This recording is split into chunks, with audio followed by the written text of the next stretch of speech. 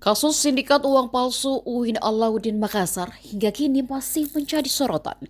Meski para pelaku dan otak dibalik pembuatan pabrik uang palsu itu sudah terungkap dan ditangkap, namun masih menyisakan tanya. Tentang sosok pertama yang mengungkap sindikat uang palsu di kampus UIN Alauddin Makassar.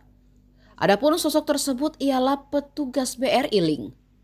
Petugas tersebut curiga ketika ada warga yang datang membawa 5 lembar uang pecahan Rp100.000. Petugas BRI Link itu kemudian melaporkan kecurigaannya ke Polsek Palangga, wilayah hukum Polres Goa, Sulawesi Selatan. Dari sanalah kemudian pabrik uang palsu di UIN Alauddin Makassar terbongkar.